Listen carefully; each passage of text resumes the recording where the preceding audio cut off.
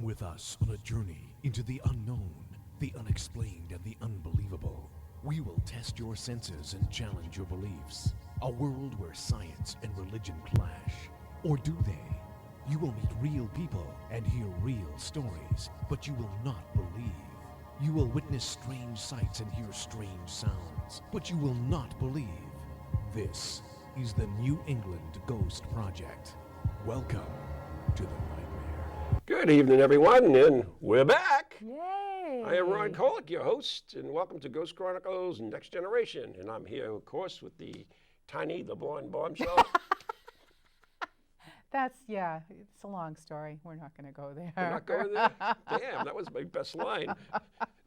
Well, thanks for tuning in. Come in next week when we'll go there. No, we're happy to be back. We had a little break last month. The clown kidnapped us and said he was going to host our show.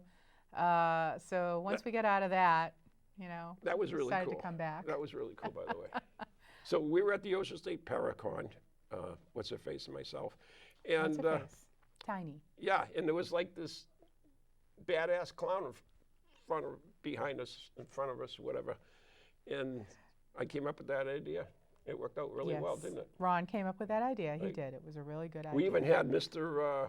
Fluff come through, or whatever his name is, the Stay Puft guy. Stay Puft Marshmallow Man. Yeah, it was an exciting show. Yeah, and Chuckles the Clown, but it's not Chuckles the Clown from Mary Tyler Moore. No.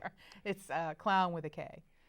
And we would like to thank him. Yeah, it was good too, because he takes all these crappy movies and redoes them with Chuckles Destroys the Earth or something, I don't know, whatever.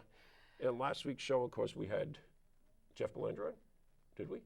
I can't remember who we had. Last week? Yeah, when we weren't there. Oh, I don't know. Do you All think right. I listen to it when we're not there? You edited the damn thing. Anyways. Without further ado, let's bring in our guest because this is going down quickly. I wasn't understanding what you were saying. Yes. Oh, right. I know because I speak Klingon. Yes, it was Jeff Belanger and Dylan Jones. Thank you. Okay. Right. So, but someone else we met at Ocean State Paracon. Is anybody I know? Maybe. We asked if he would appear on our show. Oh, Cody. No. Oh, no. Oh. Cody's not even here. Oh, sorry. He couldn't come tonight. He was busy. He's busy. He's a love bit. Got the love bug. Anyways. The love bug. We should introduce our guest. Why don't you? All right. So without further ado. Yes, please. We would like to introduce Dustin Pari. Thank you very much. Formerly of Ghosthunters. The bar has been set high that I have to at least be more memorable than the last guest that no one remembers. So that's good. And that was Jeff Belanger. That was Jeff Belanger. Well, he is the second best lecturer in New England. So, really? Good guy. Second best, huh? Yeah, Cody's the first. I've been told. He's a good guy. Yeah. Well, thank you for coming on, Dustin. Thank you. It's very Pleasure to gracious be of you. here. No worries. And for those who don't know Dustin, you probably recognized him from his hair. You've seen him on TV. He's still there. And how do you, all seriousness, Dustin, how do you get your hair like that? It's never serious. How do you really get your hair like that? It does not take much of anything. It's, do you have to put Brill cream on? No, Brill cream. You're showing your age, sir. My God. Well, he is 150. My God. At least. You're going to have to cut him down like a tree and count his rings to be sure. For sure. No, it's just a little bit of hairspray. That's it. It's we had the bowl cut till 5th grade, and then we decided, hey, I'm into girls. Let's do something. Do you come? No, it's like this naturally now. No, I swear to you, not that I want you to see me out of the shower, but when I get out, and then we just spray it, and we're done. Wow. Set it and forget it. Set it and forget Actually, it. I have just virtually no hair except from the sides, which is why I wear the hat. But when I wake up, I wake up in the morning, I look like Albert Einstein. It's like, nice. You don't have that much hair. I do. No, you I just had a don't. cut. Okay, so seriously, I did. You look good. You'll be surprised. Of course I do. But that's besides the point. People don't want to know about me. They want to know about Dustin. Yes, they do. Right? Yes, they do. And he always complains because people talk about themselves and not him. These things happen. Yeah, I know it. So, Dustin, you've been in the paranormal for ever, right? Yeah, pretty much. Yeah. What are you, about 20 now? Oh my God, we just hit 42. Seriously? Yeah, I just hit 42 in July, but been investigating in one form or another since I was 15. So it's been a long road, but rewarding one for sure. It's been good. So we have to ask the same boring question. We're going to ask the every obvious radio question. Yeah, sure. whether We it's can grass. hit them all. Go ahead. How did you get started in the paranormal? That All is right. the question. So, That's the first question. This is not my first rodeo. I think not. So we'll give you the synopsis. So we started as a kid, just around 10 years old, 9 years old, seeing what we would now classify as a shadow figure. You know, usually like 2.5 feet tall, 6 feet tall. This is one of the tall ones. It was in the doorway of my childhood bedroom. Hallway lights on, parents are awake down at the end. And this thing's just there. It just scared the heck out of me as a kid, you know. And just pulled the covers over my head and said my prayers and never wanted to see it again. But, and it never did live in there. But it kind of put that seed in my head, like, what was it? Why was it there? And that really got me on just the path. You know, I started reading different books and everything, like Hans Like what Holzer books? books. Okay, that's what it says, yeah. And like the stories about New England legends and Hans spirits. Holzer? Yeah. You were reading that at 10? Yeah, well, not quite at 10. That's a but big book. When I got, I Well, got he a little wrote bit many. older, it didn't have pop-up books for me about the paranormal. But no, as I get older, I get into that, and then I started going check out like the local places and things. Now, like I got to do the due diligence and tell people, do not go where you're not wanted. Do not go trespassing, and these places are unsafe and that kind of thing, because people do get hurt every year doing this stuff. Of course. But as a kid, I didn't know any better, and you're invincible as a kid, so you just go do what you want anyway. Right. We had an old funeral home. We used to go crawl around in and everything. And there's a loose piece of plywood on the window. You could go in and check out the That's thing. cool. Wow. Yeah, it was fun. Yeah, we would never do that. No, No, I'm sure. we'd I'm never, sure. never, ever. But that's move how plywood to that's how the access. path started. At least Yes. that's how it all got going for me. So, I mean, did you think about being a paranormal investigator? When did you really consider being a paranormal investigator? I didn't know it was a thing. It was just myself and some friends would go like just hang out in places we heard stories about and get chased out of places, those things, and it was just something for me to do as a hobby, And I've had a crazy life, always working like 2 or 3 jobs at a time, and I went from working in television on the broadcasting end to working in healthcare, and I would get out of the ambulance company at night. I was a manager there in an EMT, and I come out at night, and there'd be random people. They'd be like, "Hey, are you that ghost guy?" I said, I guess. Like, can you go somewhere tonight? I said, well, I was going home, but yeah, sure. I always tell Thought I'd people go there was to a heck of a bed. lot of trust Should I involved bring the because ambulance? people would just show up and I would take them with me out into the woods and they trusted me and I trusted strangers out in the woods. And we'd go have, check out old buildings and stuff. And it wasn't until Ghosthunters was on season 1, I came home one night and I'm flicking through TV. And it's like, wow, these guys are being invited in homes and like helping living people and not getting chased out of places and doing things appropriately. And so I wrote to all of them and nobody got back to me the first time. I like to always remind them, none of you wrote back to me. Every time you call me to be on your show, remember, originally the answer was no. You didn't want anything to do with me. No. But they gave me an interview. We went to a little coffee shop. I had an interview, and I told them what I've been doing, and told them my background in television production. I was like, the way you guys take care of your cables, your cameras, like it's really slipshod. I can help out. And yeah, they're like, Your cabling sucks. yeah, I didn't want to say it that way, but yeah, And they let me be a part of the team, but I couldn't be on the show. That was the agreement. And I already had 2 jobs, so I was happy. Then a couple of months in, they're like, hey, we're filming in Rhode Island. Why don't you come do this case, that case? And I never committed full-time to the show because I was just getting married and I was just settling down. And it didn't seem like this is the way to start a family. Like, hey, I'm going to be on the road all the time. But I was happy to have the opportunities, and I did it when I could. And then I got married, had the little one, then ended up doing GHI for 2 years. I took leaves of absence to go do that, That was a bit more of a commitment, but it was a big opportunity too. So yeah. And then we ended up getting called back because it's like the paranormal mafia. They just keep bringing you back in. And then I ended up, I did the last 2 seasons of Ghosthunters and finished off every episode of that. But now those guys are coming back with Grant Wilson, a whole new cast. Heard that. Yeah, it's August 20-something or other, 21st, I think. That's going to be on A&E. So yeah, that'll be good. So, A&E, that's a nice. change. yeah, everything's kind of switched up. It's a brave new world. And then Jay and Steve and Tango are going over to travel, and they're going to be doing Ghost Nation. So that's their new show.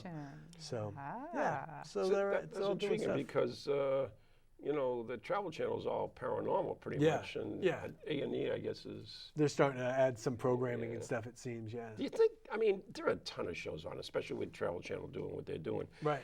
Do you think there's going to be a point where we've had enough? Well, I think that I think it's a little bit dangerous because I think people are going to become callous to it, you know? It's not paranormal if it happens all the time. So there is a problem just in the definition itself. It happens all the time if you go on Facebook. Well, of course. My God, I've seen my share of photos. It's a side story. But anyway. You can add it. That's fine. No, it's pretty just, loose here. We'll keep it PG-13. Oh, so, right. Yeah, probably should. But I think it's nice. It's a double-edged sword. It's good because it brings it to the forefront. And it allows people that had experiences that they're unsure of. It makes it more comfortable for them to speak of it, you know. But unfortunately, that with it, just with television in general, you know, there's always the chance of a lot of extrapolation and big stories being made out of little things and people not getting the truth of the matter, you know. So I think that it's entertainment. Enjoy it. Take some of it with a grain of salt, you know. Everyone's got their own favorite programs, whatever. I personally like recreation shows. I think as an investigator, too, yes. I don't need to watch other people investigate all the time. You know, I watch and support my friends on the different shows. Exactly. Like Amy and Adam have kindred spirits and everything, and you know, and I'm good friends with Katrina and everybody. So when I want to Katrina and the Waves? What's that? No. No. Stop it. Oh, sorry. But so I always try to support everybody, but I love like My Haunted House. Like, tell me a story, because those were the shows that were around, if they were around at all, when I was a kid. Those are the stories that I read when I was a kid. So that's the kind of stuff that still I find exciting and that I still enjoy, you know, being a part of. So that's my favorite kind of stuff.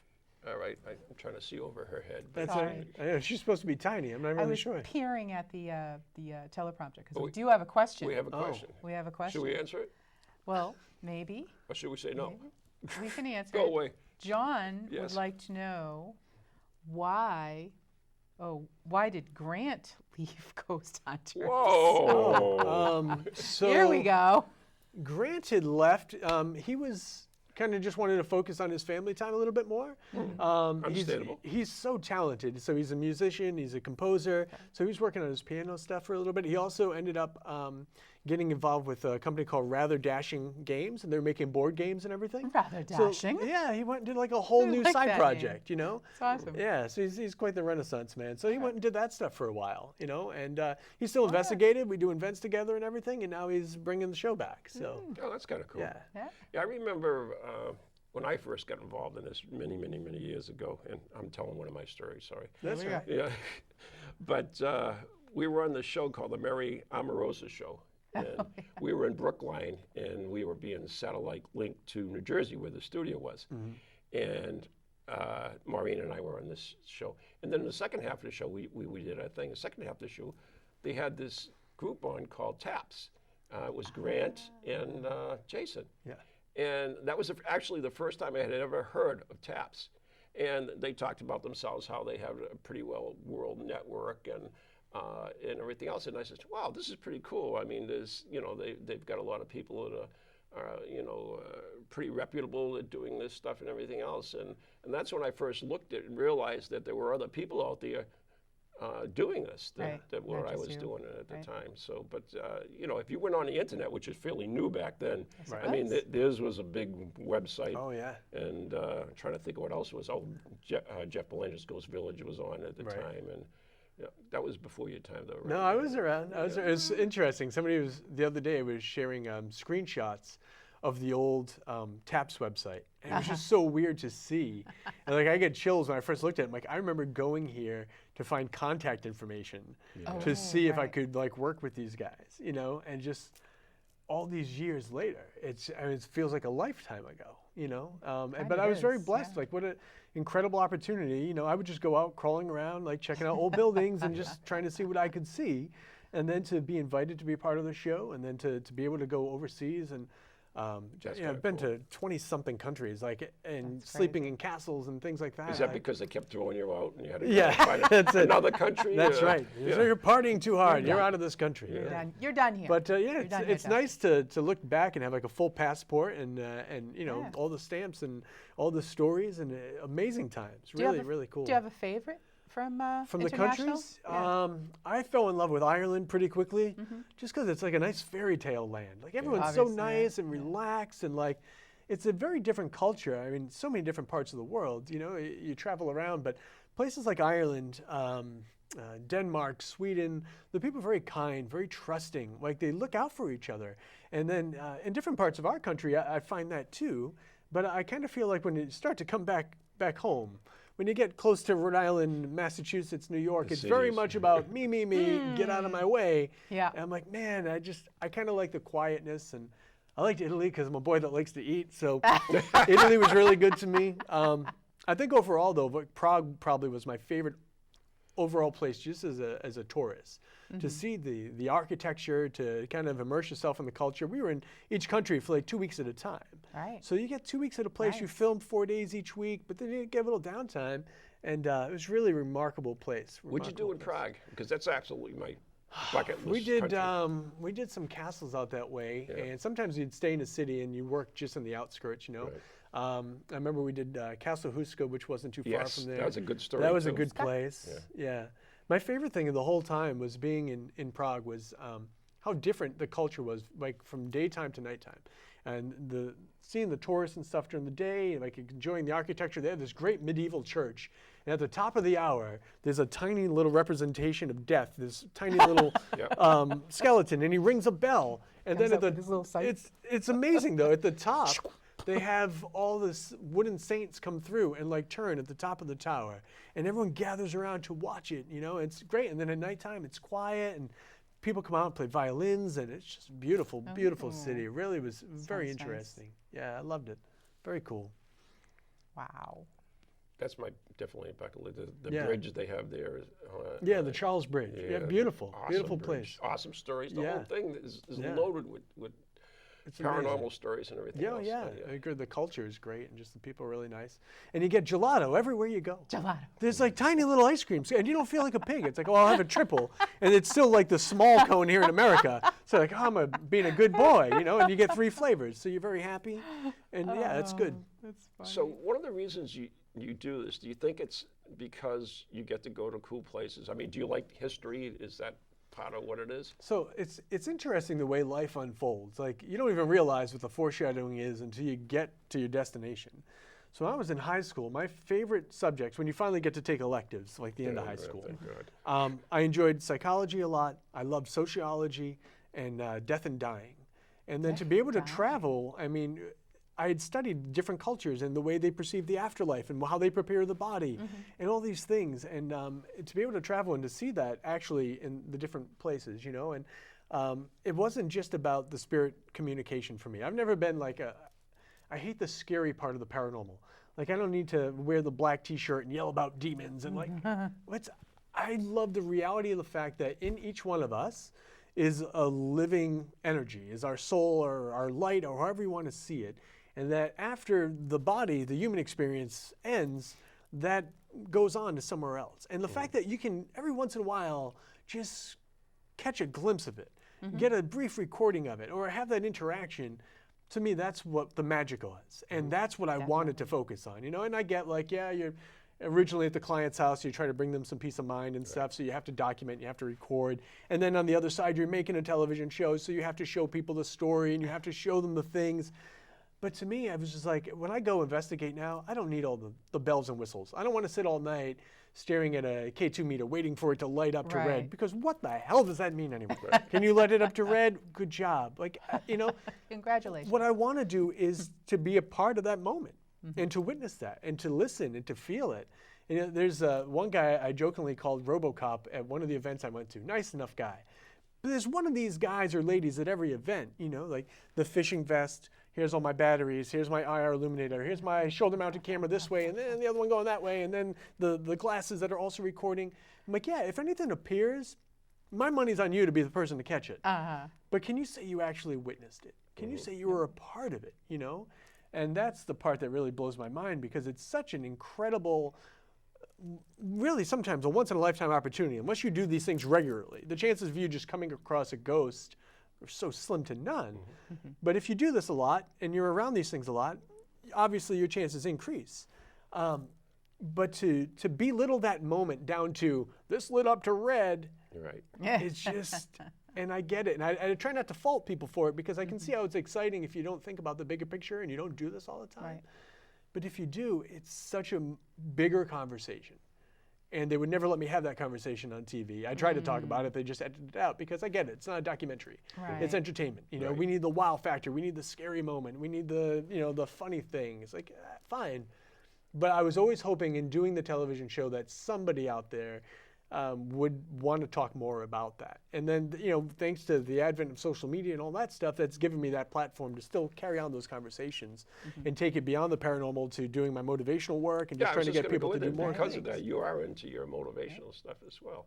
It's become, it's interesting. So MySpace, the time before Facebook. MySpace. You know, like it's like BC and AD. I love so. MySpace. Me too. You can put music on it. Yes, you know, I had the theme of X-Files on mine. When you came on my page, that's what you got, the X-Files. It was nice because I always felt like changing your background, putting that music, it told a little bit about you, your current state of mind. Like, you know, it's great. You're inviting people in. Right. And like, to me, Facebook is just so like aesthetically like Apple. It's like everything now is just clean and drab and just, it's just nonsense. But anyway, but back in the day, people would write to me and, you know, it started with, here's a photo of an orb. Here's a photo of this. Do you think this is my grandmother? And I was like, I don't know. I never met the woman. Maybe. Was she round?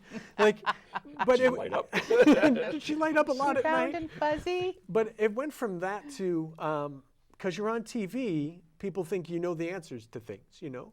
You're the expert. Yeah, for sure. Because you're rich, people think you know. And by the way, reality TV, I still work the day job, so not rich, but thankful nonetheless. But people would write to me about that, and then it was, I hate my day job. What should I do? I was like, I don't know. Like, I walk around in the dark, and sometimes I say, what was that?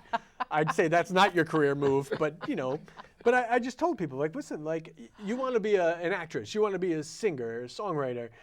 The chances of you being that 1% that make it big are probably slim. It doesn't mean it can't happen, but it's probably slim. But in the meantime, you're a waitress or you're whatever. Just don't do something you hate because this is your life. You only have so much time. Don't do something you hate, but on the side, even if you don't make a lot of money, even if you don't make any money, go work at the local theater. Go perform at the local coffee house. Do something that keeps that passion alive so you're still living while you're doing the other job just to pay the bills and everything. You know, my friends and I refer to as, from Harry Potter, the muggle job. You know, I can't go around being a wizard all day, so I got to do the muggle job.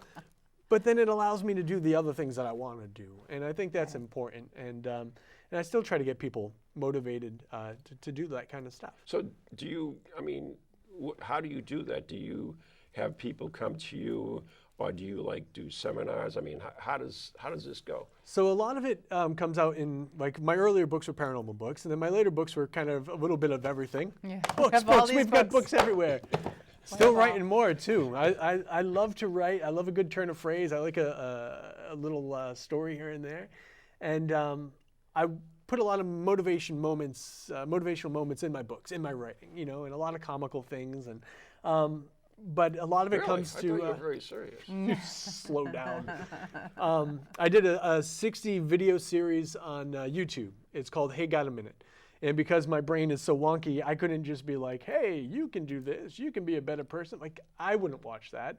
I need to be entertained. If I'm going to do it, I got to enjoy doing it. So every day of the week has its own theme. So it's like Soulful Sundays, where I talk about like a different religious belief or something from a religious text. Melodic Mondays, where I dress up like Elvis or one of the Beatles, and I use a song lyric, and then I explain why that's a motivational thing. Techno Tuesday, I wear these ski goggles and hockey jerseys, and I yell about how technology is separating us from each other. And oh my goodness! It's I'm crazy just stuff. Have to find this. Now it's on great. YouTube. Just my YouTube channel is very simple. It's just youtube.com/Dustin Pari. There's 60 We'll of them. find you. They're like 3 minutes long to 4 minutes long each because we're all really busy, you know. That's so right. I put that out there, and then I travel around. I do seminars and everything. I do some work for the American Foundation for Suicide Prevention. I do fundraising lectures and things for them, and I was a part of their overnight walk this year in Boston. And I'm very thankful to say all my viewers, all my fans, all my friends out there, they all contributed, and just myself was able to raise $6,000 and then some for that foundation. And my core message is that we are all in this life together. I feel we're all souls going through this human experience, and that while we're here, we should be looking after each other and lifting each other up and loving each other. And that's what I'm about, you know. And actually, not far from here, but in in Bridgewater, my friend Tiffany Rice, she's a spirit medium, local girl, nice person. I'm doing an event at her shop. It's 200 Elm Street, and I'm going to be there August 28th, and I'm doing a very special lecture on one of my first books, which is called What's Next. And that lecture is, that's that handsome one in the middle there. This one? Yeah. This one. The little one? Yeah, yeah. And that one talks all about, there camera. you go. This There one you here. go. Do the Vanna White gesture to it. But yeah, on August 28th, I'm going to be at 200 Elm Street, and I'm going to be doing a lecture based on this book, and it's going to try to help people to move forward in their life, you know? That's awesome. Don't make it look shady. People Nice. won't trust it if Yeah. it looks shady. That's advertising 101. And it's my husband is a DJ. Oh, yeah. Hi, honey. He never watches, but anyways, That's all right. He knows. He DJs a lot of suicide prevention walks. Oh, really? Oh, that's good. Usually, I think he's up to God, 4. I thought you were going to say It's suicides. I said, what the hell kind of job is that? What? No. He no, DJs no, a lot no, of no. suicides. It's Suicide like prevention well, you walks. don't pause there. You scared the heck out of me. Okay. All right. I'm sorry. Well, Well, that's anyways, nice that he does that. That's very good. So Yeah. yes, our production assistant. Well, he's actually our government coordinator full time now, Zach. His sister organizes them as well. Oh, so grand. that's how Yeah, we all good work. We all get into that. Because so. it's very difficult. What we do every day is difficult. And it's not what we're meant to do. You know, we're hunters and gatherers by nature. We're a community by nature. And now it's a lot of sitting around, just pressing keys and sitting in front of screens all day. So it's very distracting for people, I think. Yeah. So how does your Christian beliefs fit in with this? It works fine for me. It doesn't work well for other Christians who get very mad at me for it, but it works fine for me. I always say, have you read the Bible? Because there's lots of stories in there about demons and angels and spirits. And when Christ first comes back and the apostles are all held up, afraid of what's going on in the world around them, Didymus, doubting Thomas, the twin, comes forward and he wants to touch the wounds, and he wants to make sure that this person is actually Jesus and not a ghost. Right. When he appears to them walking on the water, he says, I am not a ghost. He says it several times. Right. So it's kind of interesting, My personal beliefs are that the Bible was inspired by God, but written by man, and thus subject to lots of little, hey, we need this, just like now, Lots a of lot of fake news shoved in there because we need to further the agenda, Right. And that's no matter what religion you're a part of. I believe that all are one, and I think that God, I have my Hallmark theory, I call it. And I believe that God is like Hallmark cards. It's one big company, and he's got shoebox division for people that like to laugh, and he's got mahogany for people of different skin tones and different ethnic backgrounds, and he's got Just How I Feel for people that like to cry all the time, and the blank inside cards for the blank inside people. But no matter which one you buy, it's the same company. And I think that the core message of all world religions are love and understanding and respect and taking care of each other. But instead, we want to focus on the differences and hop on the differences instead of looking at the commonalities, which just make things so much easier. And if we could all just find that way to live in love, and I think it's upon everybody who's out there to walk through this life to look after each other. Yep. And a lot of us are just really bad people. I've been closing conversations lately on the phone and emails with, be a good person. And the other day, this woman was on the phone. She's like, what'd you say? I said, be a good person today. And she stopped. She's like, I really like that. I'm like, good. I'm glad you do. And just sometimes we just need to be reminded, But the Bible is, people pick and choose what they want out of it, really. Oh, in yeah, reality. for sure. I know that I get called in I'm Catholic, so I get called into my parish priest and spent an hour and a half with him trying to explain what I do and how I do it. And so he says, you don't work with mediums. I says, well, if you look at the Bible, you realize in Corinthians 1 that God gave special powers, I guess would be the word, for different people to discern spirits and so forth and everything else. So he actually did that. I mean, there are a lot of things that they set their doctrine. They don't really look at the grand picture. But one of the coolest stories that I think in the Bible is the Witch of Endor. Yeah, with Saul and, I always get the names. Two guys in the very similar names, same consonant. Yeah, one was the former king, and one is the present king. Yeah. And so so I think it's Solomon and Saul. And then he wants to raise up, so he goes to the Witch of Endor to raise up the spirit. Yep. And it's like, this is mediumship. Right. And it's right here, But the coolest thing of that whole story is when he raises up the spirit and he comes in there, Do you know what he looks like? No. He's got a burial shroud on, so basically a sheet over him. Right. So that's the typical ghost of you know, the character. The old shroud. And what does he say when they wake him up, right? And when they call him for him, he says, "Who the hell woke me up? Why are you bothering me?" Yeah. It's interesting, though. You're right, though. People pick and choose whatever piece of religious doctrine, whatever piece of dogma they want to further whatever agenda is the flavor of the day. You know, I've always, I spent some time reading some of the Gospels that were thrown out because I like, these are interesting. And at one time, these were just as important, if not more important, than the ones that when they said, hey, we're going to put this together in you know, one nice Bible here it is. Just because it didn't agree with what was going on that day. You know, you start reading like the books of Enoch and everything else, and we get to ancient aliens, and then I'm like, JoJo's too close. Good times. You know, the thing I always say is that don't think with your head. I mean, if something's right or wrong, you don't think with your head, you think with your heart. Because in your heart, you know whether it's truly right or wrong for you to do this or whatever. It's not necessarily what your head is telling you. Right. So that's what I go. We have to actually go to Paranormal News. I didn't. We do. 2 years. It's about that time. Yes, it is. Trying to jump in. I know. Somewhere. So. But we have our Paranormal News reporter, Nathan Mayer. What's his name? Nathan Mayer. Nathan. Oh, the guy who brings popcorn. Nate, him. He actually brought Ron popcorn tonight. Again. Yeah. So if we can roll the Paranormal News. And we'll come back, please. We'll take that question.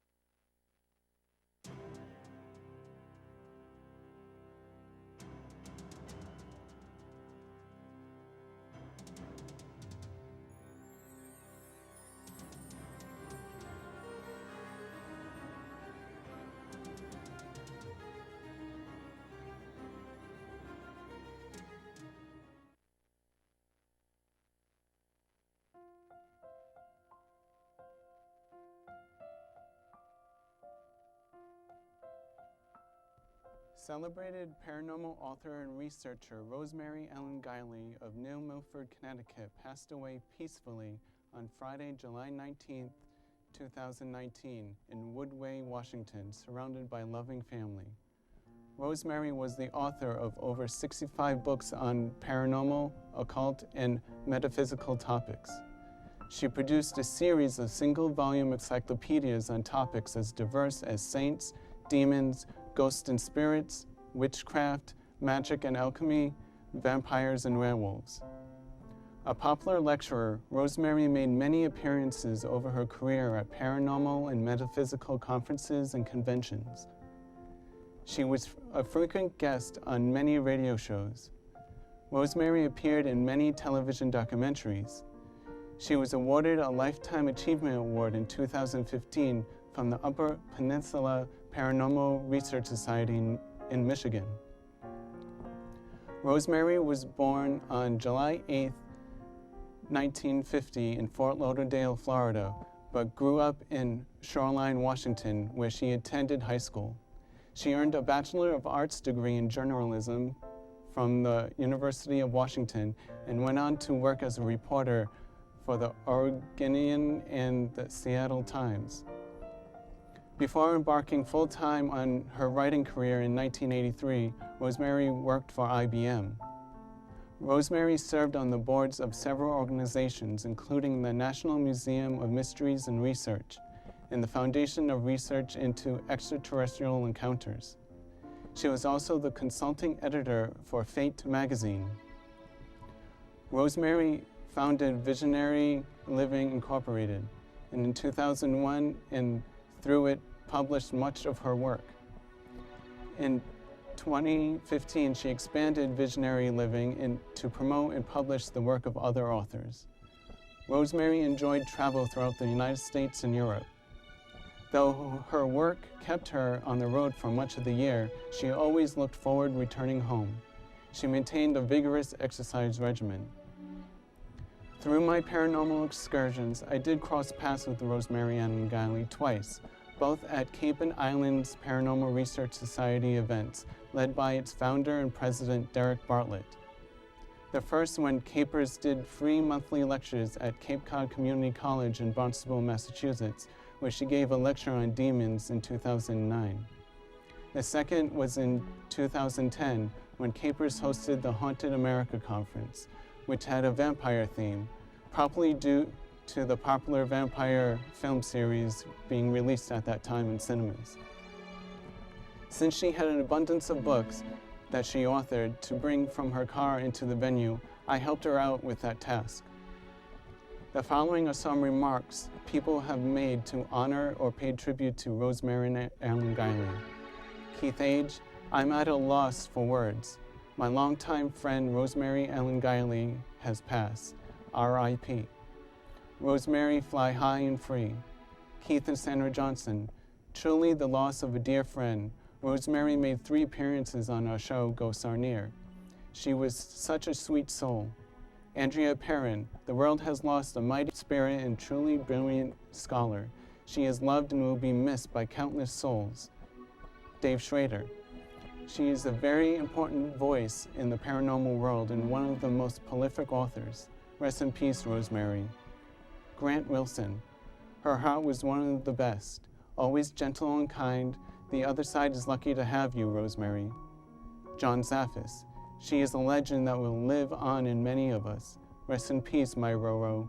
You fly, my friend, mentor, and yes, she family.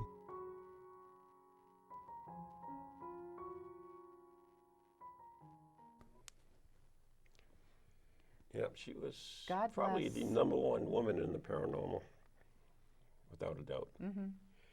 I didn't know we were going to be seeing that piece about her, but she was always so very kind to me when I first started doing the circuit and going to events and lecturing and things. Going up to people like her is a big deal, you know. And over the years, you know, you see each other once in a while, and next thing you know, you're sharing some laughs, or you're on flights near each other, or long bus rides, car rides to places. And there's one we did up in the Upper Peninsula in Sault Ste. Marie, and there's always some crazy travel getting in and out of there because there's like 2 flights a day that go there from Detroit. And we were supposed to leave the next day, but because of the weather, they'd canceled our morning flight the night before. And she and I were like, what are we going to do? We both had to get back because we had other obligations. And we were able to get the casino up there that was hosting the event to drive us all the way back down to Detroit, which was like 6 hours or more. Wow. And it was just her and I in the car with the casino driver in the middle of the night, like 2, 3 in the morning. And the guy kept dozing off, and like she and I want to sleep. We're kind of like laying back, like relaxed. And all of a sudden you hear like the rumble strip, like, brrr, and I'm like, she's like, Dustin. I'm like, I know. So I had to keep talking to the guy to keep him awake. Oh my God. It was the craziest thing, but we thankfully made it back to Detroit. We got to get the next flight the next day and everything. But what a sweet woman, what a talented and thoughtful person. Like her books were, she was another person that I felt like when you read her work, it wasn't just like, this is a ghost because there was more to it. There was bigger picture stuff. And so she's definitely one of the ones that's going to be missed. So I think that with that now, I think John Zaffis has become like the Betty White of the paranormal. Like everyone keep John Zaffis safe and on lockdown. Like if you see him eating a cheeseburger, knock it out of his hand because he's like the last legend. Yep. He's, you know, what are you going to do? Like we've lost so many good ones, and now we've got Johnny. Right. Dirty old Johnny. God bless him. You know about my cursed picture, right? Yes, I have heard a time or two about your cursed picture. All I can say is somehow I had her book on my desk. Really? Leave it at that. Well, then keep my books off your desk. If anything bad, So I'm opening up a, what do you call a protection agency? Oh my God. Watch out or I'll hit you with the picture. Yeah, oh my God. She was, I've met her a few times as well. And I mean, she was on the show before many times. Yeah. And she's a good woman, good, very woman. Very nice. God bless. But anyway. We have a question from our TogiNet chat room. I have a question for Justin, too. John, okay, you can ask yours in a minute. Okay. John wants to know, what is your favorite place to investigate? Overseas, my favorite place I ever went to was a little place called the Clark Air Force Base. It was out in the Philippines. It was an outpost for our American soldiers during the Vietnam War. And it's the only place I've ever been where, you know, you get there, they give you the laundry list of this happens. At 2 o'clock, there's a lady in white. Satan shows up at 3. And you wait, nothing happens night after night. that place was the only place I've ever been where everything they told me was going to happen, we witnessed or we recorded it. And it was, as I said, it was a hospital. It was an outpost for American soldiers. It was a hospital. Then it fell into disrepair. And our client was the guy who was the security guard. And when the building was vacant and they're trying to reuse it, he became a laughingstock in the town. People said he was a drunk, he sees spirits. Oh, no. And for us to bring him the evidence of what he had witnessed. That's pretty cool. And when he started hearing it and seeing it, he just started crying. And it was like, it just felt good, you know, like this is what it's about, I'm you know. vindicated, man. Yeah, exactly. Like he wasn't, he didn't have to feel bad anymore about those experiences. So, and here in the States, one of my favorite places will always be the St. Augustine Lighthouse.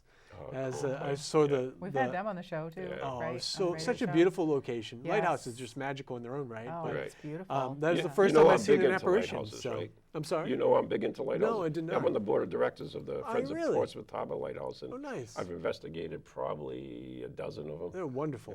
Wonderful places. But yeah, they're awesome. They're absolutely awesome. There's something about the energy of them, you know, especially the old ones that before they were automated, you had somebody, you know, living there and like doing the work. It's just, it's a very interesting lifestyle and position that was so important for so many years, you know, and the lights are still so important, but now with everything being automated, it's just so different. Yeah. But some of the mystique is gone. Yeah. You know, there's some the automation. There seems to be almost like a romantic feel to them, you know. There's something about them, and just. But yeah, St. Augustine always my first apparition since that shadow figure. So that was that'll always be a very special place for me. And since I've been back a bunch of times, never saw the woman there again, but we do get a lot of EVPs in a very heavy Spanish dialect around the base of the lighthouse, and that all ties into it being a Spanish settlement ahead of time. So really cool place, very nice. You do a lot of conferences, right? Yes. I think you told me some ridiculous number last year. We did. You say? We did 52 last year. 52. Wow. There's only 52 weeks in a year. I know. That, right? Yeah, well, October's really busy. I mean, I'm like Santa Claus, but in October. Cram it all in. Yeah, right. very busy. I actually heard a story about you too. You were Safe for TV. San Antonio, I believe, and you decided to go to the Alamo late at night. I heard something about that. This is a Belanger story. What were you going to do? What were you going to do at the Alamo? We did nothing. We went and had ice cream at a little place across the street, and we made jokes about it being a la mode, but nothing else happened. Really? Anything else is just a fabrication of Jeff Belanger. Really? Yes, sir. He denies all association with this story. There's no video, so it doesn't exist. So it doesn't exist, right? Yep. Okay. Indeed. Understandable. So you've got a lot of books here. Yeah, sure. Let's move along. Okay, let's paddle. I gotta ask that. Start paddling, Ron. Start paddling. Jeff told me to ask you that. That's all I'm saying. He's like, oh, I got dirt on Dustin. I'm like, that's your Only dirt? the dirt is I was hanging with Belanger. Really? that happens. explains That's a your lot. first Yeah. problem. Yes. He's like a human VD. Sorry. What was Sorry, that? just blew out I think that's how he advertises himself. It's on his website. Yeah. Yeah. My Lord. EVP specialist for the Ghost Project, when first one we had left, and then we had another one that came in, and he kept getting nothing. So I always told him he had EVP ED. There's a pill for that now. I think there's a gummy now. Thank God he took it because, things are better now. Yeah. So now one of the things Are that these posable?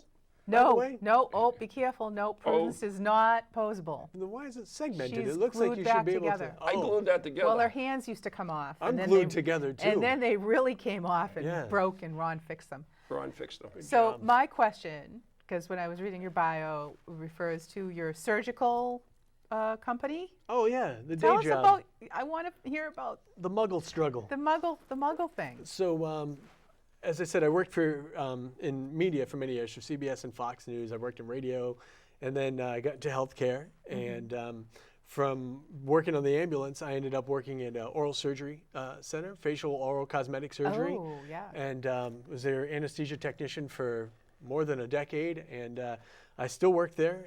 The COO of the company now. I run our offices in Massachusetts and Rhode Island. Oh, wow. So that's the 40-plus hour a week job. And then on the weekends, we travel and do paranormal lectures, do motivational lectures. Christmas time comes, we do Christmas lectures, and we just keep things going. But yeah, it's interesting. You know, it's not what I ever thought I was going to get into. You know, but we do everything from wisdom teeth removal to like Botox and all that, breast augmentation. Oh, I have a drawer full of fake goodness. boobs. Like, it's never a bad day. You just go visit the Wow. drawer. You know, it's wonderful. I know. Good times had Open the by drawer, all. put it back and forth. Yeah. Put it back. Just a little wiggle. Wiggle, wiggle, and a jiggle. You're a dirty girl, Tiny. She is. She's terrible. Oh, I get God, roped into these that things. is funny. You know, I've That opened is this book really 18 times funny. and always came to the same page. Now I Oh. can't find the stupid that's page. okay. it was Oh, on. well, it must not be Carmen Yeah, then. that's all right. But I had a question for, we were looking at, maybe it's the wrong book. No, it's this Maybe. book. All right. Cemetery Stomping. What the heck Oh, is cemetery Oh, stomping? so that book I wrote with my good friend, my Irish brother, Mr. Barry Fitzgerald. And one of the things that we wrote, that was our first book called The Complete Approach.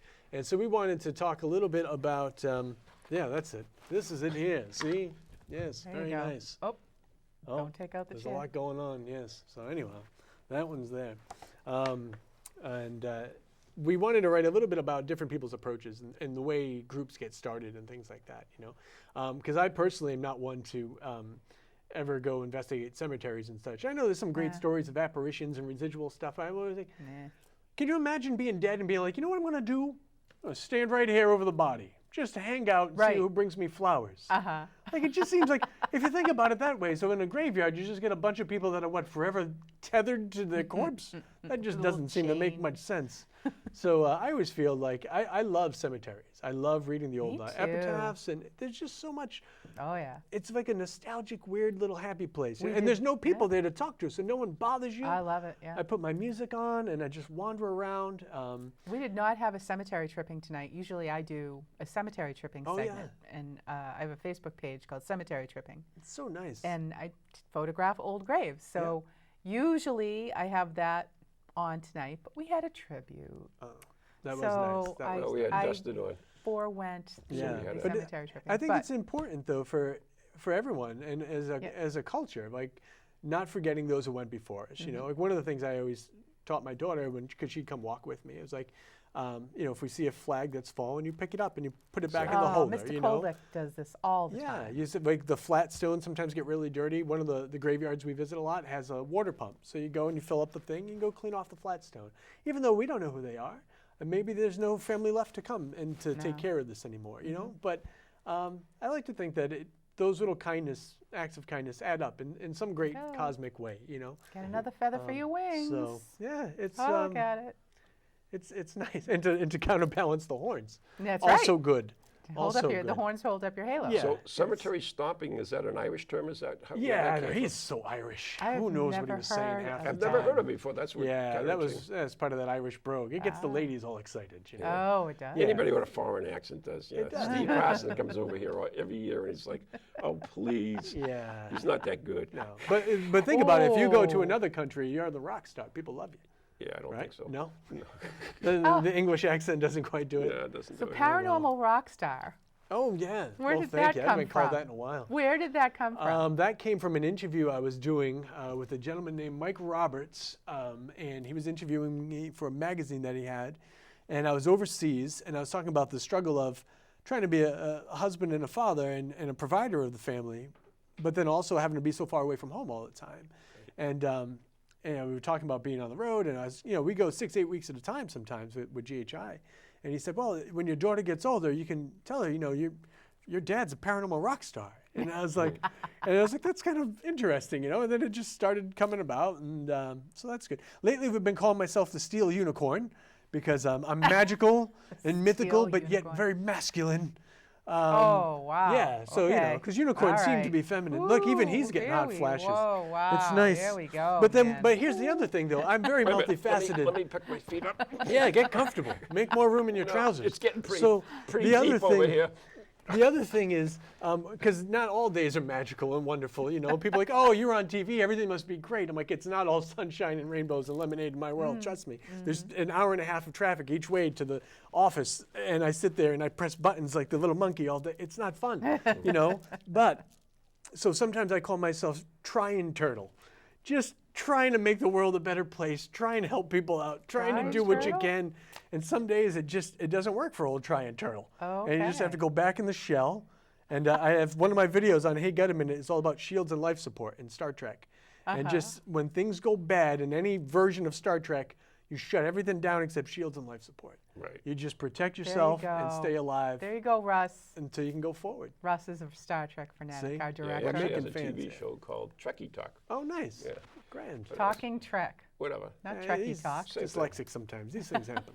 Yeah. That's all right.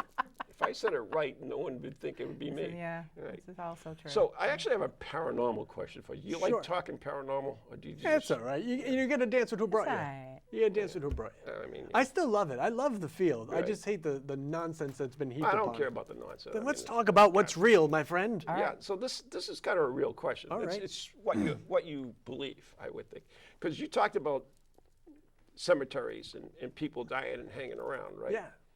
So, do you think that after you die, that there is such a thing as time? Is it temporal? In other words, could you be at a cemetery at one time and someplace else somewhere else? Right. So, in other words, you're not really hanging around there, but you can be there. Right. That's a great question. I really appreciate that. It's a great question. Funny enough, one of my new... You're really buttering me up. No, it's good. It's good. You can take me out for beers after the show. Yeah, that's what I figured. One of the things in my newest lecture I have is called How Soon Is Now? And it's all about time and how we perceive time and how we trade our time in life. You know, what you do for 40 hours a week and what is that worth for you? How much you need to bring home and what do you do with that? Because at the end of the day, the thing that we kind of piss away the most is our time. You know, like I joke around about phones a lot, you know, because I need my social media because I need to promote what I need to do. I also want to put out good vibes and good information for people and things, and to try to push off some of the nonsense that's out there. But how much time does that end up taking away from us, you know? I mean, let's be honest. A lot of phone time is spent when you're in the potty. And then sometimes you're sitting there and you've gone down the rabbit hole on the phone and now your legs hurt and your bum hurts and your intestines are empty, but you're still on the phone. What the heck just happened? Why am I still on the phone? It's crazy, but it's true. And I start to realize how important time is. And so I do think that when we pass away, our understanding of this perception of time is not quite what it is at all, you know? And I think that, I don't know if like bilocation would be possible, but I definitely think you don't have to travel. Right. You know, like I think that element goes away. I also am under the understanding that I really like in some of the as we talked about the books that weren't put in the Bible that were pushed away. They talk about the Essenes, who were probably the group that was closest with Christ when he was on earth, where he came from. The Essenes talk about heaven being an actual place, and it's just not that far away from where we are. It's just we're not able to perceive it all the time. So what if those little glimpses we get sometimes of spirits coming forward, they're visiting us just from that little thing. That's why when people's like, when Susie Psychic breaks out her crystal and says, for $20, I'll get grandma to heaven, slow your roll. Exactly. You don't know, I don't know, put the rock away, sister. I mean, collect them if you like sent them all to the light. Use them for magic and stuff like that. Like, I love a good crystal. Like, I've got collections and stuff myself, and I like, you know, herbology and all these other things. But the idea that some woman is going to get grandma to heaven if you give her $20 and she gives you a rock, slow your roll. The idea that you have a demon in your house and you bought a sage stick at a convention and you're going to go home and smudge and the demon's going to be away. I love that one. You work at Kinko's during the day. You're not a damn wizard. Like, what are you doing? But this is the things that we're telling people. And we're like, oh, yeah, it'll work. How much does it work? Yeah. So that stuff really drives me crazy because I do believe But that isn't that the fault of TV, though? it's the fault of TV. It's the fault of people that are easily led, and it's upon us that are, I believe that, you know, there's a lot of true believers that end up on television, and there's a lot of people that are like, well, I can make money and I'll be on television. And to be quite honest, listen, no shame in your game. You hustle, you do what you want to do, but at the end of the day, you got to be able to own it, and you have to be able to eat what you put out there. And so I always tell people, any evidence I brought forward, any EVPs, anything that I said, this is what happened, I stand by my evidence. Anybody else I work with, I hope they do the same. But I always can only stand by my own thing, so I only say my own thing. But pathways and such, my brain gets broken. I fell down 32 slate stairs as a kid. I cracked this thing open, so the brain gets weird. Oh my God. However, the Essenes talk about heaven being a real place and that we can perceive it from time to time. And I do think that when we see these images, that is the sign of a loving God or goddess, however you perceive them, allowing that spirit to come forward. I don't think anyone's ever trapped. I don't think anyone's ever tethered. No one's standing over their gravesite. Some people visit more than others. Some people don't want to move on as quickly. But I don't think that a loving God or goddess, or however you want to see it, would ever say, locks on the door, heaven's not for you, you're stuck here, enjoy your lighthouse for eternity. Right. So, yeah. In the Catholic religion, we have the thing called purgatory, which it's temporal. Right. In other words, so you're forgiven for your sins, but you still have to pay for them. You have to start to work them off. Yeah, you got to work them out, basically. Yeah. So when I first started doing this, I worked with a Franciscan, and we used to talk about, well, what a ghost, what a ghost. And one of the theories that we thought about is perhaps these ghosts are just people in purgatory. In other words, they're there because they're doing their time, or they're learning, or whatever they're supposed to be doing there. And what we're doing is glimpse it through them. So we have people that come in and try to interfere with some of these spirits. Maybe there shouldn't be an interference in with it. In other words, we get a lot of mediums that come in and say, "Oh yeah, your house was haunted, so I lit some sage, wrapped it around, and I sent 6 guys to the light. Sent them on their way. Everything's cool." Yeah. Even though they've been there for 50 years, all they need is someone to show them what a light was. Right. Everything's cool. Right. So is that something that works? And there are other. I mean, I guess what I'm really trying to say is, it's depending on how you view everything through your own filters, through your own religion, through your own reality, is how we perceive ghosts and spirits and demons and everything else. Do you believe in that? I believe that everybody's perception of this reality is going to be based upon their experiences and their structure unto that point. Do I know some really good mediums and psychics that have done some stuff that I think is really on point? For sure.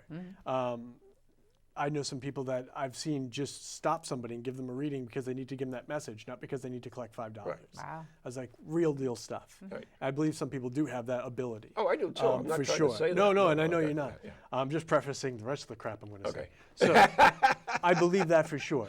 I do believe there are certain rituals in magic and such that gets people think of wizards and stuff like that I joke about. But there are certain rituals and things that I do think help to calm spirits and things like that. We've seen that kind of stuff happen. As far as purgatory goes, Catholicism has so many different things that they believe for a while, then didn't believe, and you pray for this, or you could even pay for that at sometimes. Yeah, I mean, one since time you could, yeah. adultery, we get a fine for that. Yeah, no we can worries. fix that. Yeah, no Contribution. problem. So I think that religion, the afterlife, all that stuff is very personal to people, and I think just like you hinted at earlier today, you know what's right and wrong. You know in here, in your whole body. Somebody doesn't have to tell you, like, you shouldn't go up to a baby and slap it. Like, you just don't do things like that. And then there's some people that are just broken and they do things like that. Right. But when it comes to our perception and our reality and our understandings of the afterlife, I think even the angry person that says none of this is real, none of that matters, there is no religion, there is no God, there is no goddess, somewhere inside they know that there's got to be something. And I don't want them to have to categorize it. But don't stand in your doorway yelling into the closet that there's no boogeyman if you truly believe there's no boogeyman. Unfortunately, Dustin, we've got to wrap it up. We do. So if somebody want to find out more about Dustin, what's his name? Parry? Everyone makes it super French, but it's actually Italian. It's Pari. Where can they find out? The best place is just to go to my website, which is dustinpari.com. And you can check out my YouTube channel. It's YouTube/Dustin Pari. I'm on Twitter and Facebook and stuff. And come check me out at 200 Elm Street on August 28th. Tickets are available through my website. It should be a great time. Sweet. Wonderful. Dustin, thank you so much. Thanks for it's been a coming pleasure. on. This has been Can a you lot of fun. take us out with a song quickly? Do you want a song? Anything, quickly. Oh, he's Fast. so sweet. Quickly. We gotta go. Good night, sweetheart. Well, it's All right. time to go. Good night, everybody.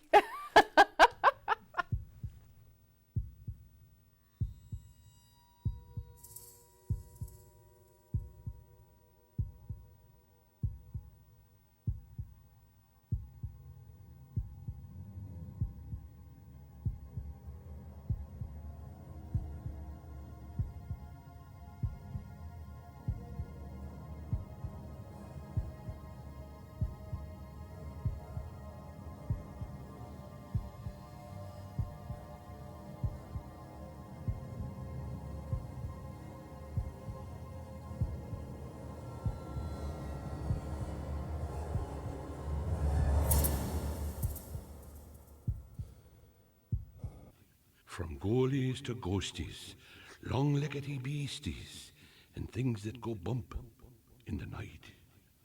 Deliver us, good Lord.